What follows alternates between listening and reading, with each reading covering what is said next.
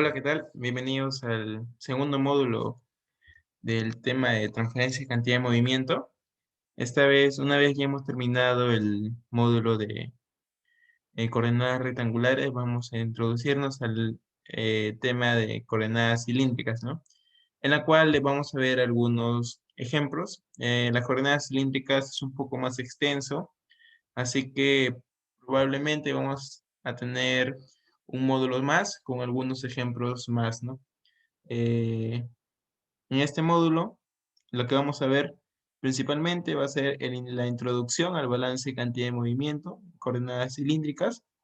Si no has visto el tema de las coordenadas rectangulares, puedes ver el video anterior, que es el módulo uno.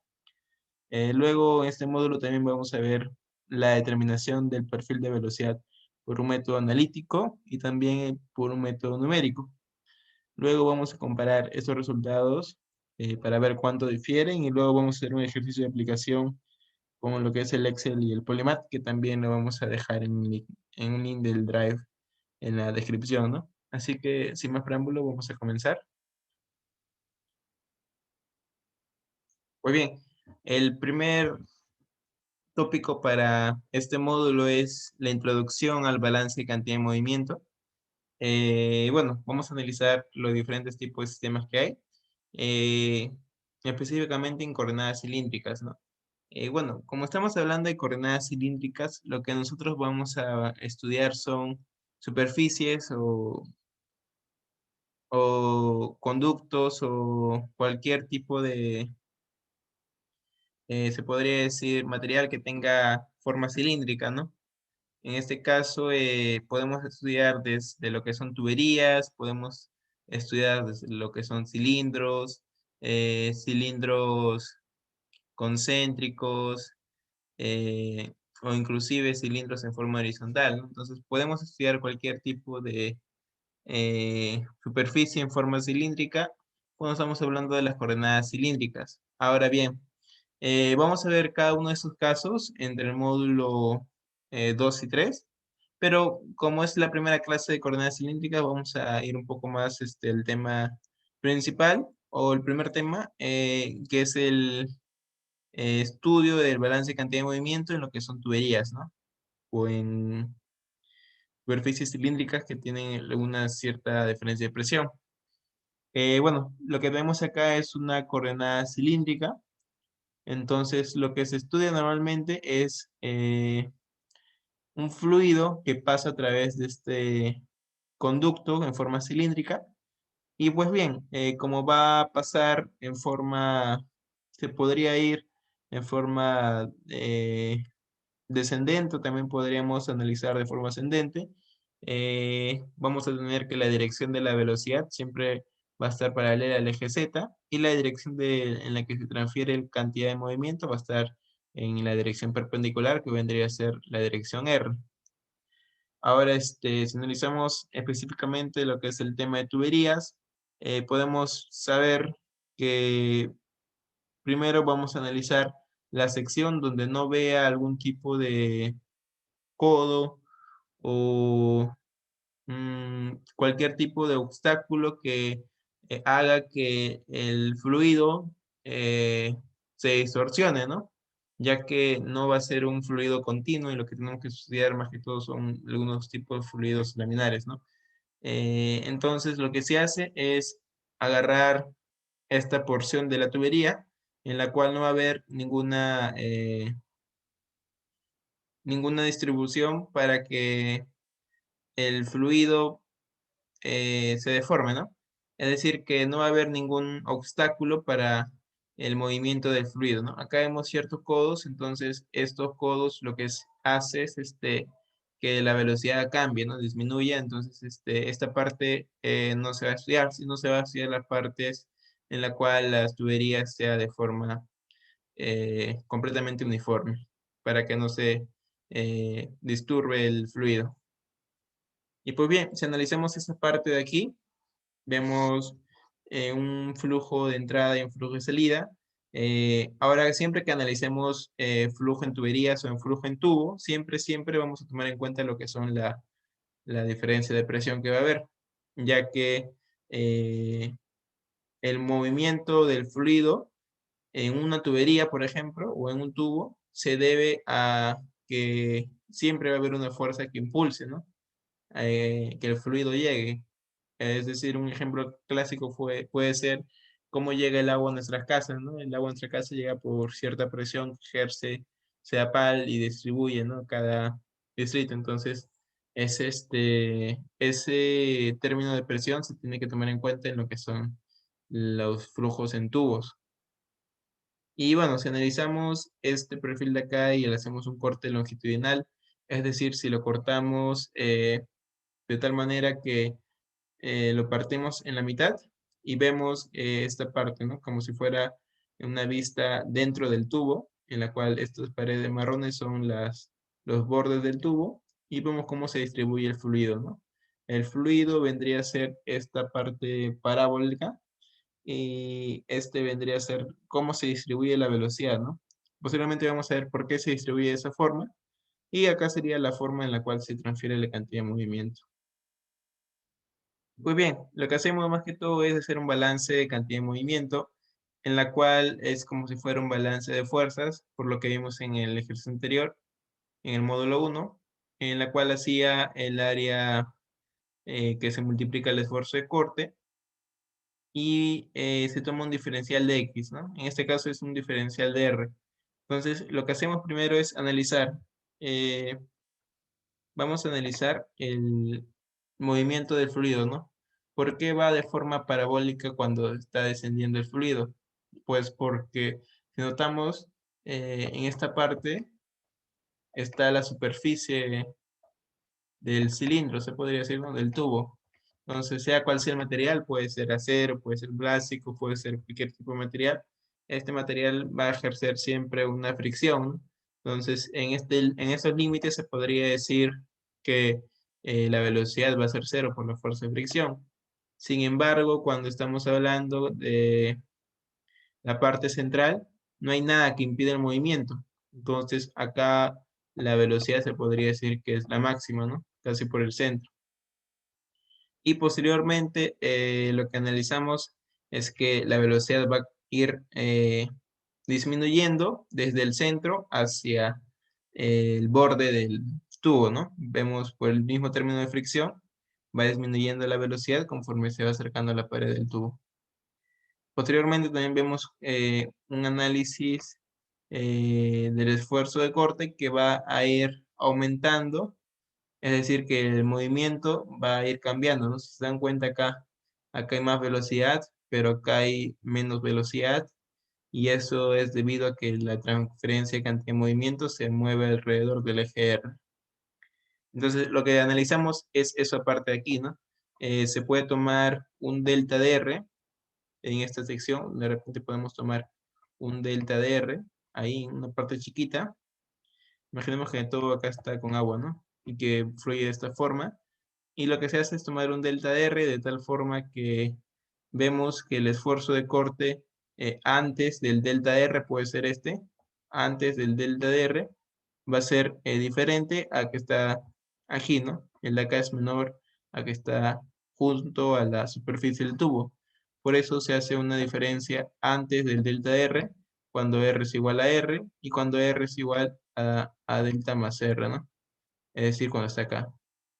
Eso es lo que se hace es un balance de fuerzas para, tomando en cuenta un delta de R, en este caso lo toman frente a la pared, y en realidad puede ser cualquier delta de R, ¿no? Pero siempre va a haber eh, una diferencia de fuerza de corte, ¿no? Vemos cómo va aumentando conforme se va acercando a la pared del tubo.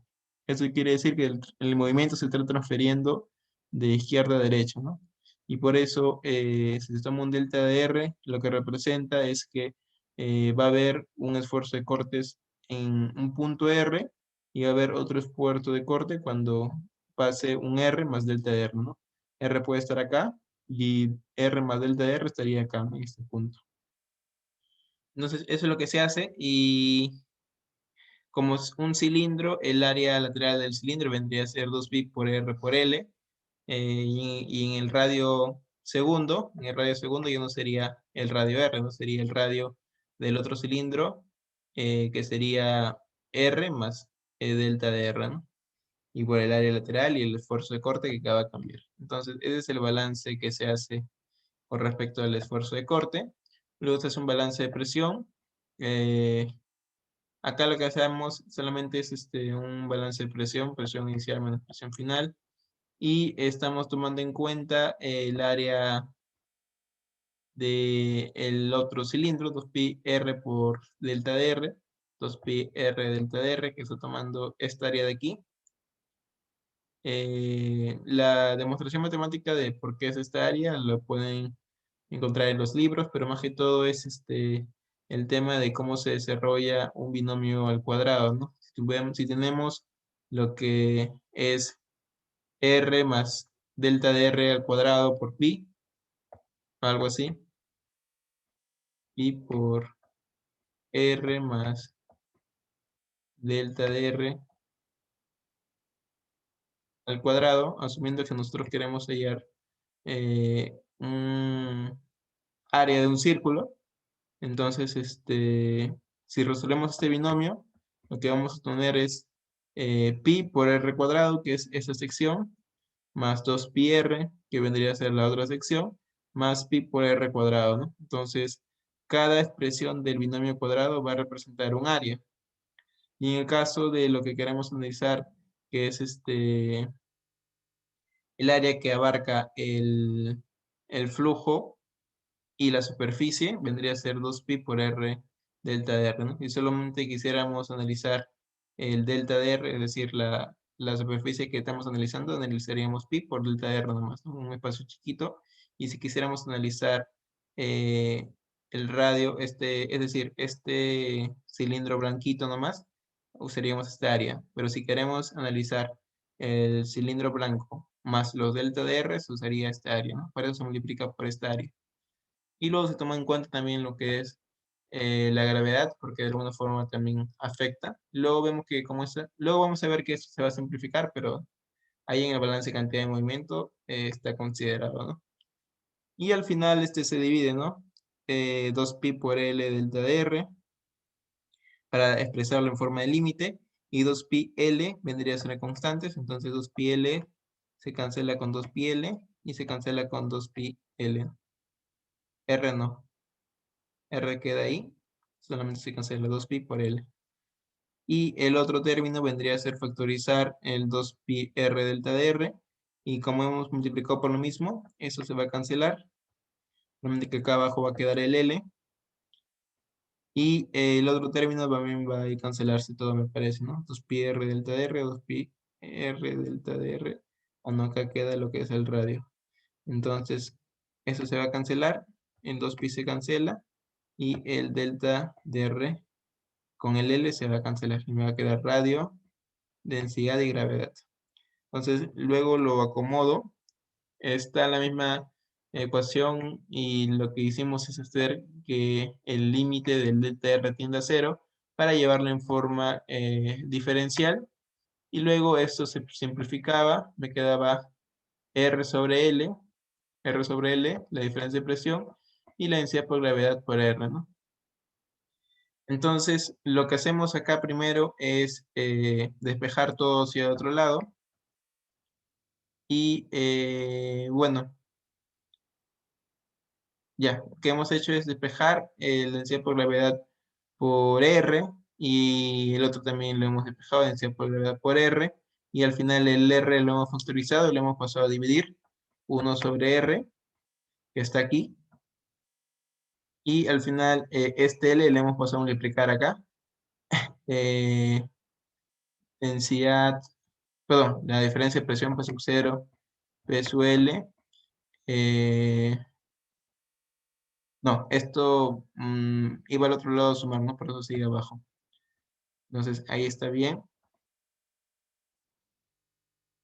Y lo que hemos hecho es multiplicar por L y dividir entre L para que la densidad por gravedad por L también esté en las mismas unidades que la presión, ¿no? Ya que recordemos que densidad por gravedad por L es lo mismo que decir la densidad por gravedad por H, ¿no? y densidad por gravedad por H vendría a ser una unidad de presión, la fórmula de presión hidrostática. Entonces, esto ya está en las mismas unidades de presión, presión y presión.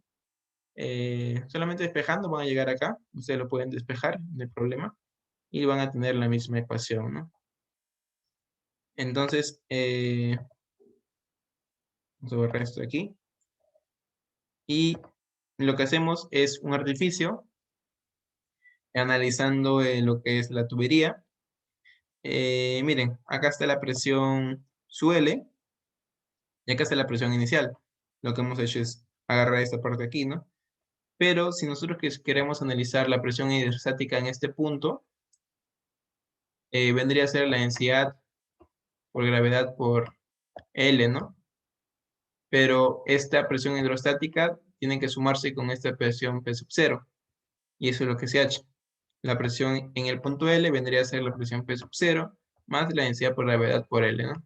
Es definiciones de la presión hidrostática.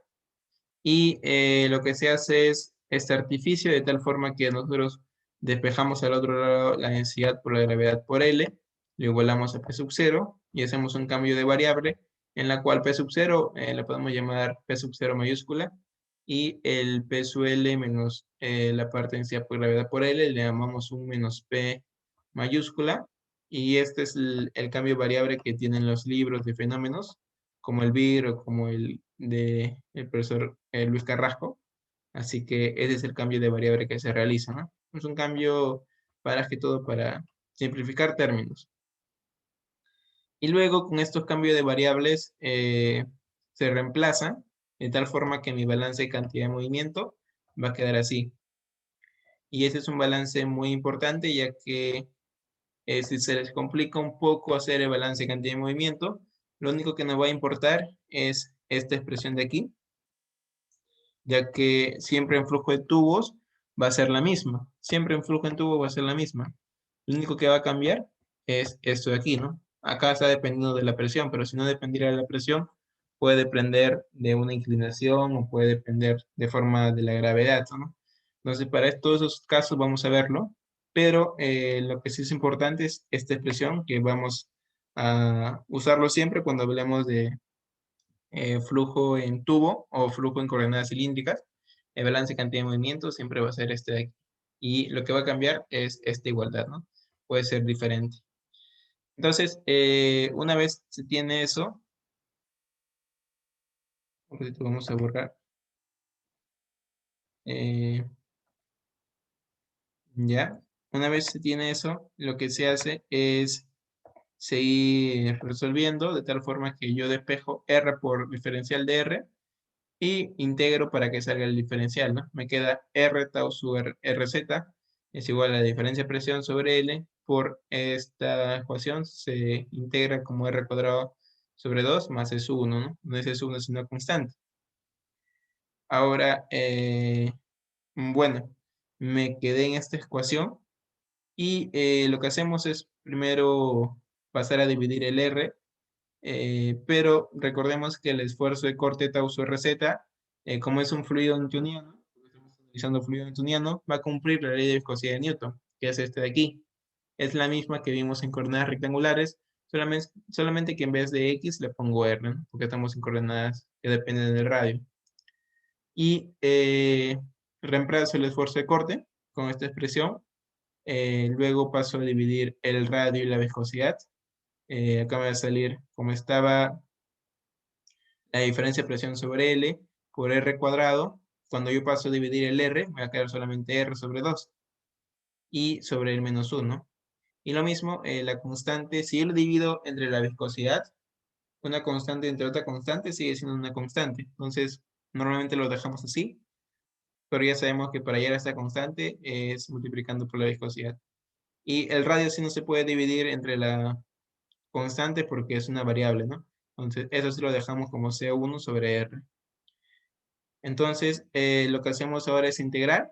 Integramos y me va a quedar mi velocidad en función de R cuadrado sobre 4 más S1 diferencial de R sobre R vendría a ser logaritmo natural del radio más una nueva constante de integración, ¿no? Que es esta cuestión de aquí.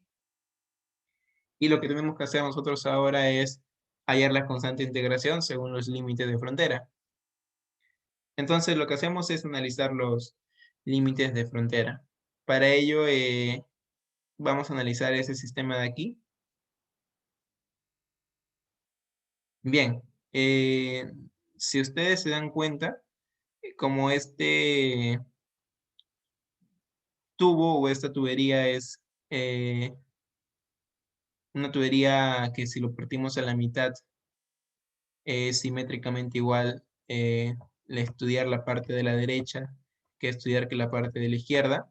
Entonces, lo que normalmente hacemos es estudiar solamente la primera parte, ¿no? Una parte axial, y ya sabemos que la otra también se va a comportar de la misma forma, ¿no? La misma velocidad, solamente que sería con signos cambiados. Entonces, eso es lo que siempre hacemos, por lo menos en coordenadas cilíndricas. Estudiamos solamente la mitad, de tal forma que vamos a tener cuando nuestro radio es igual a cero, que es este punto de aquí, el centro, ¿no? El centro siempre el radio es cero, y nuestro radio cuando es igual al total del radio, es cuando ya choca la superficie.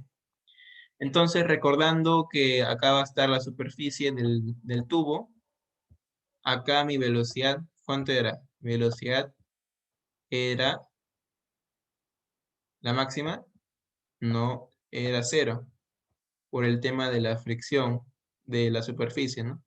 Entonces, cuando R es igual a R, mi velocidad es cero.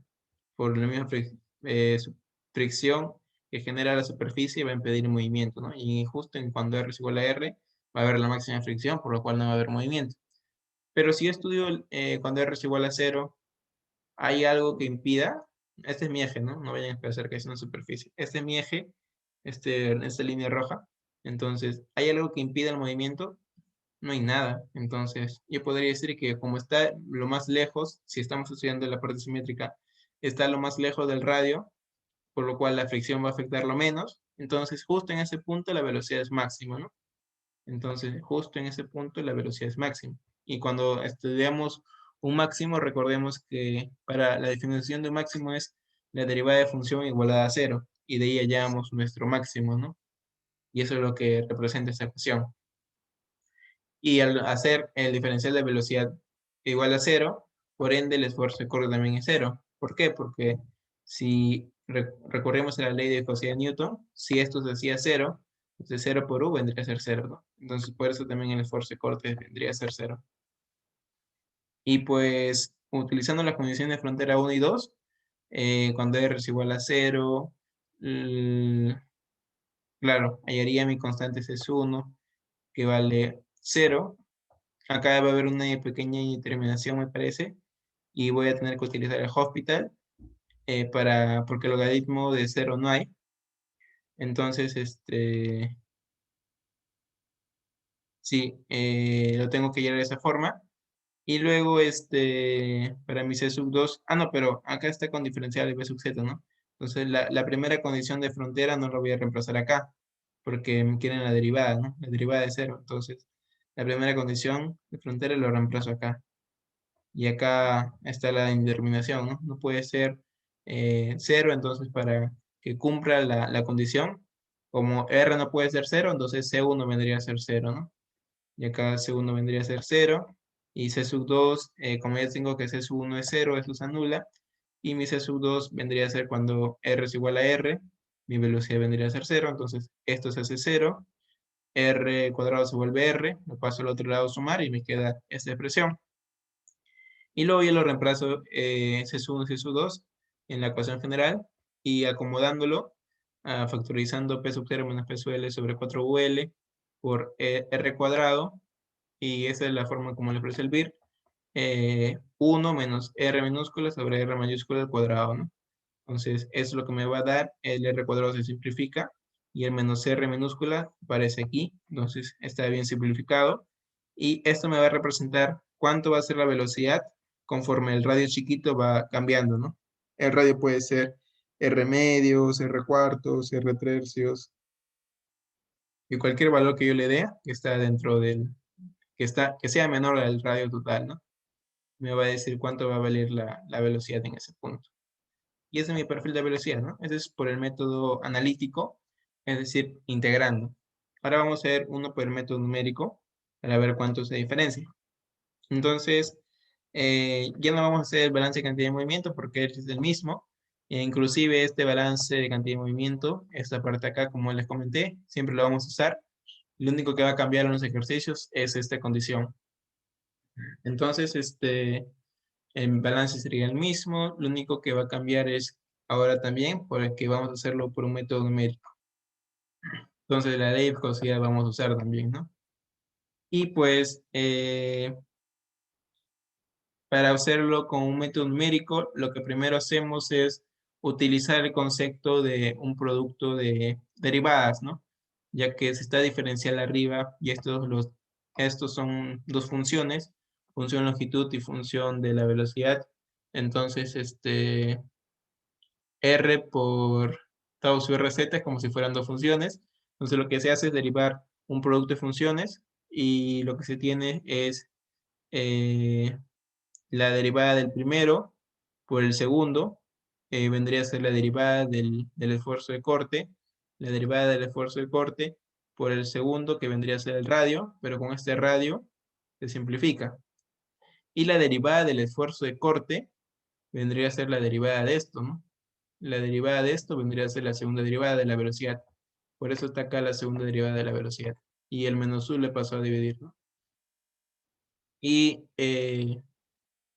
la segunda derivada sería la derivada del radio, con que con ese se va a cancelar y me va a quedar por el primero, pero el primero era el esfuerzo de corte y el esfuerzo de corte era diferencial de velocidad que depende de sobre 1 sobre R, ¿no? 1 sobre R queda así y la viscosidad de nuevo pasa a dividir, ¿no? Es como si lo haya factorizado y lo haya pasado a dividir. Ustedes si quieren lo pueden hacer por pasos porque de repente puede ser un poquito confuso, pero si lo hacen por paso, tómenlo como si fuera un producto de funciones. La derivada del primero por el segundo, más la derivada del segundo por el primero, y luego el tau sub RZ lo reemplazan con esa parte y pasan a simplificar el menos u. Pero igual ya les expliqué cómo se hace, ¿no? Y bueno, la condición de frontera es el mismo sistema, así que va a ser lo mismo. Lo único que va a cambiar es el método de cómo voy a resolver esta ecuación diferencial. Y bueno, cuando R es igual a R, vamos a tener una determinación, ¿no? Entonces, mediante el método analítico, decíamos que como R no puede ser cero cuando está en el denominador, entonces C1 vendría a ser cero. Pero ¿cómo levanto una indeterminación con un método numérico? Con el método de Hospital puede ser, ¿no? Es un método numérico. Entonces, lo que hago es levantar la indeterminación y me vuelve una segunda derivada de B sub Z y la segunda derivada del radio, que vendría a ser la derivada de radio, son derivada de radio. Y bueno, entonces esta expresión la tomo como si fuera una segunda derivada del radio. Y me va a quedar dos derivadas, de segunda derivada de la velocidad, para que entiendan un poquito mejor. Vamos a borrar. Ya. Entonces, lo que se hace es, una vez se tiene levantada la indeterminación, tengo que esta expresión va a ser equivalente a esto, en la segunda derivada de la velocidad. Entonces, acá voy a reemplazar esta ecuación. Esto lo reemplazo ahí. La segunda derivada de la velocidad que depende de R lo reemplazo aquí. Y tengo segunda derivada más segunda derivada, dos veces segunda derivada, ¿no? 2b sub z, ¿no? Prima. Dos veces la segunda derivada, ¿no? Entonces, lo que he hecho ahora es pasar el 2 abajo. Pasamos el 2 abajo. Y me quedaría solamente la segunda derivada. Y como estás con signo menos, pasa al otro lado con más. Y me va a quedar esta ecuación. Y está igualada a cero. Eso nomás es lo que se ha hecho, solamente que para explicarles hasta dónde o cómo se ha llegado hasta ahí. Y entonces, ahora lo que se hace es resolver por el método numérico y usamos el método de diferencias eh, finitas hacia atrás. Esta expresión solamente va a ser cuando r es igual a cero, ¿no? Porque para r igual a cero hay una indeterminación. Entonces, para ese caso solamente se va a aplicar. Pero si r fuera diferente a cero, acá, por ejemplo, si r sea 1, acá sí cumple, ¿no? 1/1 cumple, no es una determinación, entonces se puede usar esta ecuación. Entonces, para r igual a cero, es esta ecuación que habíamos analizado, ¿no? Pero para r diferente de cero, vendría a ser esta ecuación. Por eso está acá explicado, ¿no? Para r igual a cero, la ecuación va a tener esta ecuación, ¿no? Y esa ecuación vendría a ser para r diferente a cero. Y luego recordamos cómo se define una discretización de diferencias finitas, en la cual se me dice que si tenemos una segunda derivada, la podemos expresar de esa forma. Y eso es lo que hacemos, ¿no? Una segunda derivada dependiendo del radio, la expresamos de esa forma para tomar puntos y ya lo tenemos expresado, ¿no? Entonces, habíamos visto, ¿no? Que vamos a tener esta ecuación para r igual a cero. A ver, sí, esta ecuación para r igual a cero, ¿no? Y lo que hacemos es una acomodación, pasamos a multiplicar el delta de r sobre 2u por la diferencia de presión, así que va a quedar igual. Y lo que hacemos ahora es tomar las condiciones de frontera, ¿no? Igual que vimos en el ejercicio 1, vamos a tener más variables de las deseadas, entonces se toman las condiciones de frontera, y que es la primera condición de frontera, cuando r es igual a cero. Eso tampoco puede estar expresado en diferencial, porque estamos en métodos numéricos, así que lo reemplazamos con la definición de la discretización para una sola derivada que lo hemos hecho en el primer módulo. Así que eso lo reemplazamos y lo volvemos a esta expresión, que es la definición. Entonces, para i igual a 0, me sale que b sub 0 es igual a b menos 1. Y posteriormente, la ecuación cuando r es diferente de 0, es decir, cuando r es igual a, perdón, cuando r es diferente de 0, ya no va a haber esta indeterminación, ¿no? De 1/0. Entonces se puede utilizar esta ecuación normal. Y eso es lo que hacemos, ¿no? Utilizamos esta ecuación normal y lo que hacemos es discretizar. Tenemos la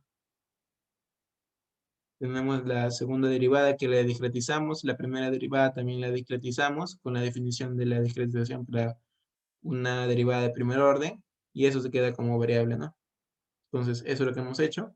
Hemos discretizado y hemos pasado a sumar el otro lado y acomodando, multiplicando todos por delta de r, el delta de r cuadrado sobre, así que me va a quedar esta ecuación algebraica, ¿no?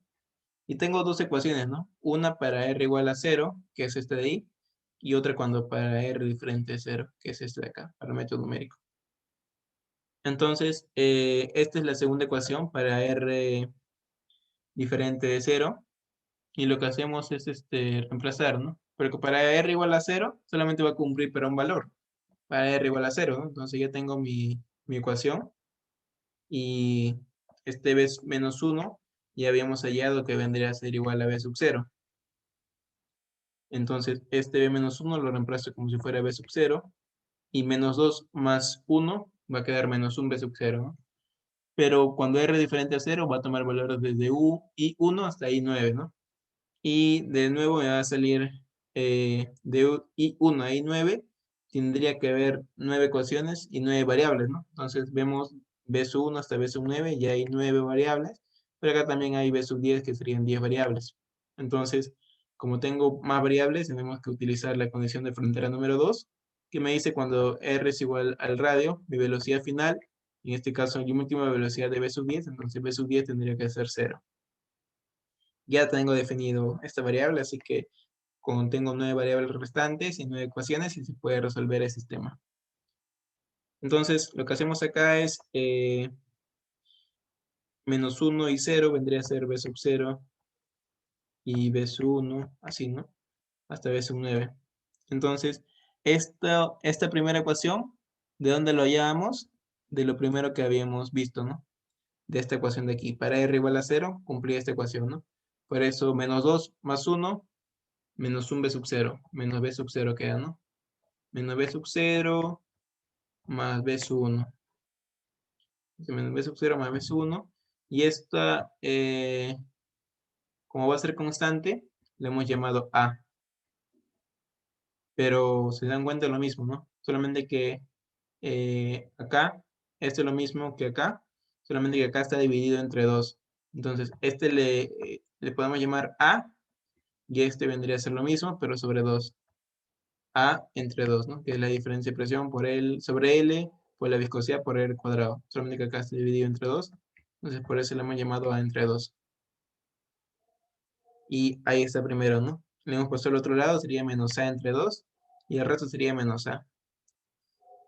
Y bueno, las demás ecuaciones son las 9 ecuaciones restantes, que son tomadas de aquí.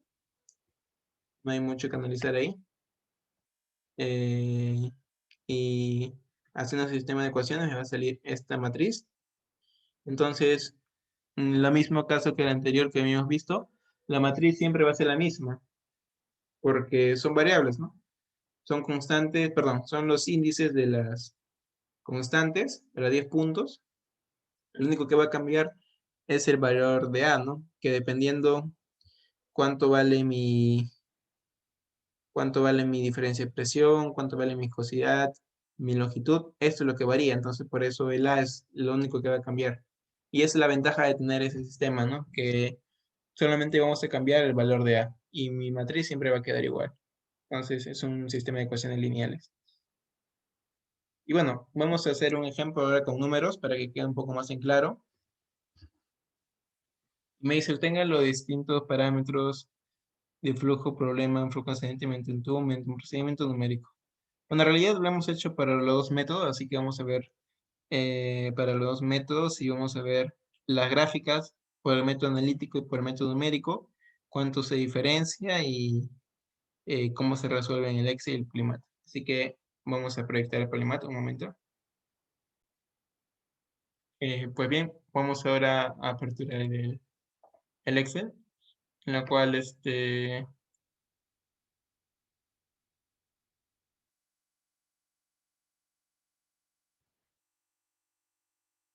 ya, acá lo que tenemos es primero lo hemos resuelto por el método numérico. Eh, bueno, es el ejercicio que me daban, en la cual me dicen, ¿no? Obtengan los distintos parámetros de flujos del problema del flujo ascendente en un tubo mediante un procedimiento numérico, ¿no? Acá se toma en cuenta la diferencia de presión. Entonces, eh, siempre un flujo en tubo se va a tomar en cuenta la diferencia de presión. Entonces, primero resolvemos por el método numérico y lo que hacemos que hallar vendría a ser mi A, ¿no? Nada más mi A, porque el método numérico lo voy a resolver por el, el Polymath. Así que lo que hacemos es resolver por el método numérico y bueno, ¿cuánto era mi A? Mi A recordemos que era P sub 0 menos P sub L sobre L por U. El 2 no iba, ¿no? El 2 era A medios. Entonces, mi P sub 0 menos P sub L vendría a ser la diferencia de presión, que es 5000 newton por metro o pascales, ¿no? La longitud me lo dan, que es de 0,5 metros, el radio es de 0,01.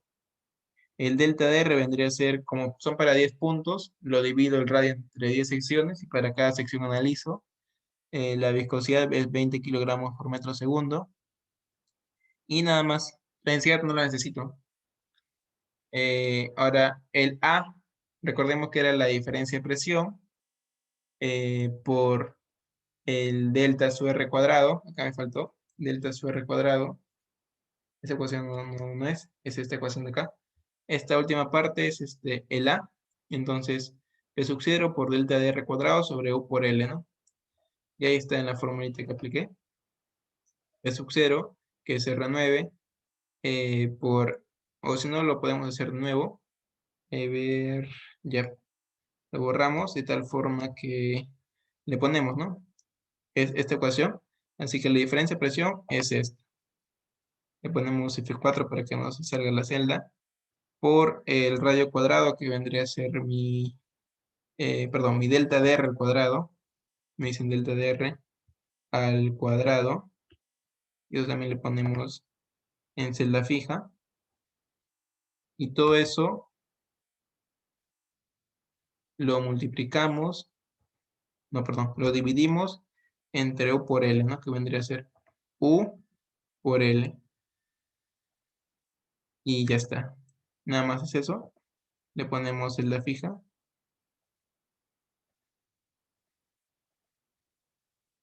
y bueno, nos sale el valor de 0.005, ¿no? Que era el mismo valor que habíamos hallado antes. Entonces, lo que se va a trasladar a Polymath son estos valores, y lo vamos a trasladar a Polymath para ver cuánto es, ¿no? Entonces, lo que hacemos es copiar estos valores, y la matriz la ingresamos al Polymath, ¿no? Solamente que vamos a actualizar el valor dependiendo del valor que yo quiera. Si el programa Polymath está acá, por ejemplo, imaginemos que esto sea ser, imaginemos que esto no esté A, ¿no? Entonces, lo que hacemos es, un ejemplo, ¿no? Imaginemos que, bueno, esta matriz nunca va a cambiar, como dije, siempre va a ser constante. Acá está dividido todos los números. Ustedes van a tener el programa también. Si quieren un tutorial de Polymath, también pueden pedirlo para poder explicar más a fondo todas las funciones, pero asumiendo que ustedes ya han utilizado ese programa, entonces para eso estoy desarrollando. Así que, bueno, la matriz siempre va a ser la misma, como dije. Esta matriz vendría a ser esta matriz de acá, menos uno uno menos uno uno menos uno uno menos uno uno un medio, 3 medios, uno. Así que es la misma. Y lo que hacemos para resolver es, imaginemos que la viscosidad cambie, ¿no? Que sea 30.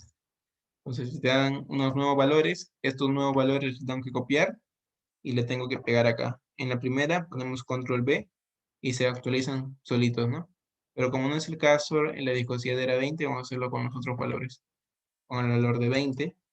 Entonces, estos datos le ponemos control C, agarramos la primera celda de beta que vendría a ser mi valor de resultados, control B, se actualiza, y le damos en la flechita que dice resolver.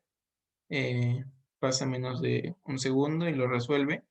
Y estos valores son los que yo copio en mi Excel, ¿no? Que lo pueden copiar.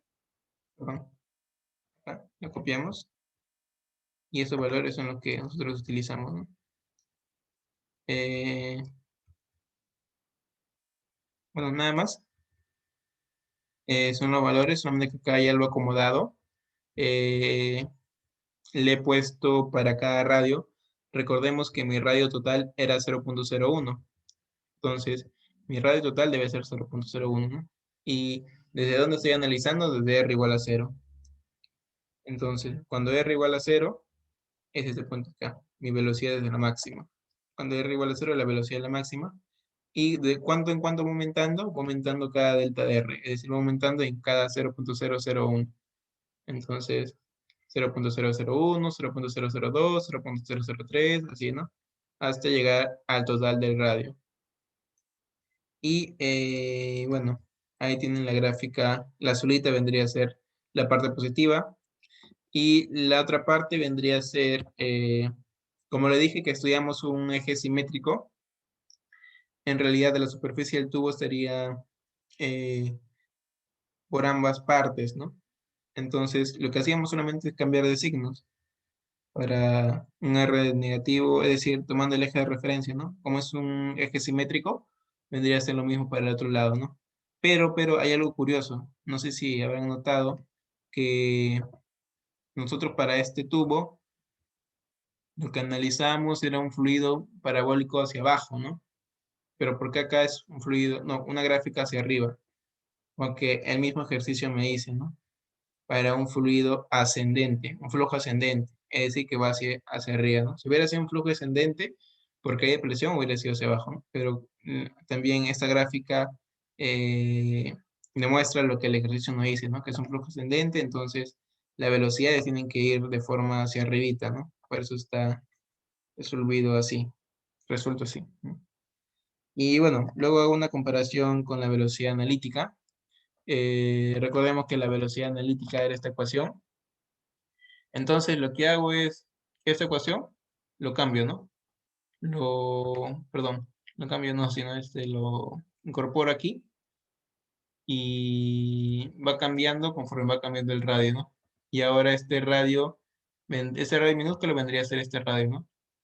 Entonces, ¿cuál va a ser mi R minúscula? Van a ser los mismos valores que el valor numérico para yo poder así comparar en ese punto cuánto vale la velocidad, ¿no? Porque en realidad con el valor numérico nosotros podemos comparar para cualquier punto, ¿no? Esa es la ventaja. Con valor numérico solamente son dependiendo de los puntos que quiera tomar, mi delta de R, ¿no? Pero para el valor analítico es para cualquier punto que yo quiera. Y para comparar en ese punto cuánto es la velocidad analítica y cuánto es la velocidad numérica, reemplazo velocidad analítica para R igual a 0, para R igual a 0.1, para R igual a 0.01, ¿no? Y justo acá la velocidad vendría a ser 0 para los dos. No hay problema ahí. Eh, Después vemos, ¿no? Si queremos comparar, el analítico me dice 0.125 y el otro me dice 0.0137, ¿no? Entonces, de 0.02 a 0.013 hay un poquito de diferencia, ¿no? Y vemos que conforme se va acercando más, 0.0045, 0.0047, se va un poco acercando a la proximidad, ¿no? Entonces, ahí vemos en la gráfica también cómo se van acercando conforme el radio va aumentando, ¿no? Y esa es la conclusión que se tiene, ¿no? Y bueno, eso sería todo, chicos. De repente ha sido un poco extenso, pero bueno, el siguiente módulo vamos a hacer mucho más casos aplicativos de fluidos en coordenadas cilíndricas, ¿no? Con el mismo balance de cantidad de movimiento, como les comenté, pero con nuevos casos, nuevas condiciones de frontera y vamos a seguir hablando de fluidos newtonianos y luego vamos a pasar al tema de fluidos no newtonianos, ¿no? Sería todo por mi parte y bueno, muchas gracias a todos.